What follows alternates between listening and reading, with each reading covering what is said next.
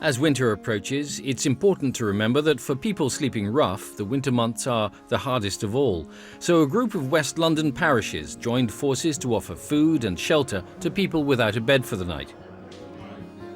Alison Wood coordinated the Ealing Church's winter night shelter as it moved from church to church.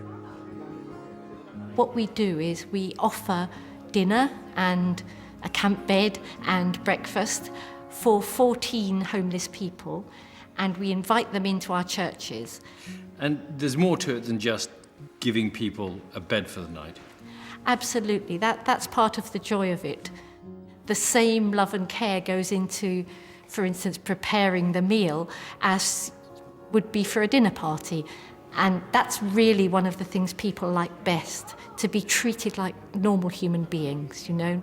Still, it's challenging work. What do you think the churches themselves gain from it? Being able to help people, being able to share what you've got, being able to learn about contact with people you might not normally talk to, has just been an enormous blessing. Every church that's been involved would say that. When you're on the street, it is often quite a hopeless existence. Whereas when you're in the shelter, you can regain something of what you used to be. Because, of course, all these people used to have what we would call a normal life. And it's temporarily escaped them. But we can give them the hope that they will get back to that normal life again. You talk with everyone, and, well, if not here, but maybe tomorrow at the next church, just someone finds a way to help you in one way or another. And it just, talking to everyone, it just gives you the strength to carry on. I have the faith that everything is going to be okay by the grace of God. The cross for Jesus was a place of rejection, a place of real abandonment by everybody. You know, people we meet get spat on, they get kicked, literally. And that's what the cross was. But in all of that, it was also the place of victory. So Jesus went to that place of isolation, shame and abandonment. But in that, he actually acted out God's victory.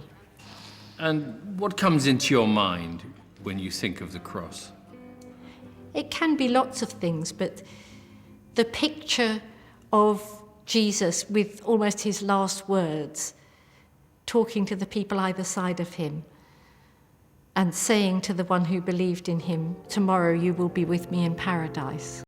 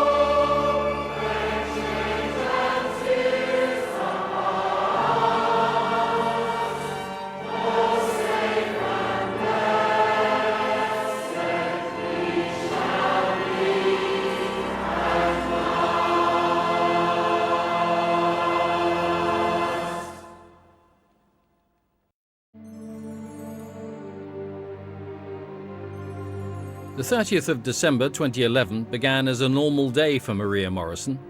She walked to her local bus stop, a journey she'd made countless times. But as she waited, a man armed with a large knife randomly attacked her. I knew that was the end of me. And when he had the knife on my throat, my leg was dragged on the floor. I was calling, God, help me, please help me. And I just said, this is it.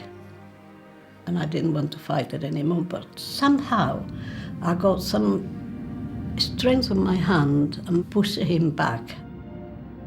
And I lifted up. The wind that fell on my face, it brought me up back to the strength I need to shout and scream. I thought it was the end of my life. PC Simon Coates was assigned to watch over Maria as she was treated in hospital. Maria was very traumatised. She was covered in lots of blood. Difficult to tell where the injuries were because there was sort of blood over everything that she was wearing. I was so scared, you know. I said, before you go, would you ask the nurse if he can get a priest for me? So he said, yeah, of course. So he went and came back and he asked me, have you got any crucifix with you? I said, no, I got everything in the bag. I had my crucifix and handed it over to Maria.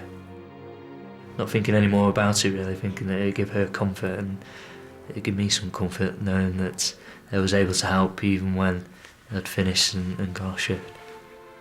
I was a very happy person when I received the crucifix because at least I had something that reminded me of my faith.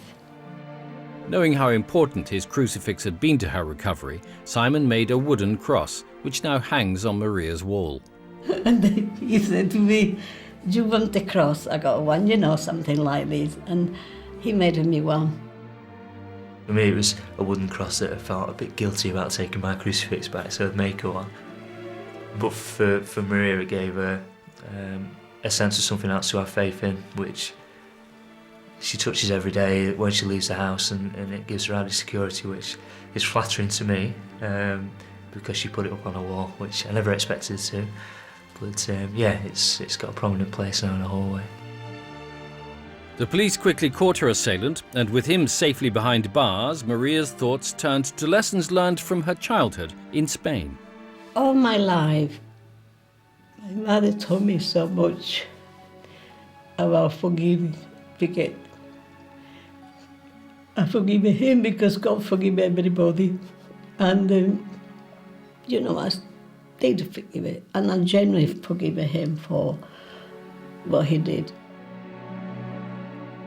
She's awesome. She's my surrogate gran. So brave. Managed to get through a situation which most people would have suffered horrendously with. Still gives other people advice and hope, and still is one of the most selfless people I've ever met. For such a bad event, it's had such a positive impact afterwards, so yeah, I couldn't do without her, to be honest.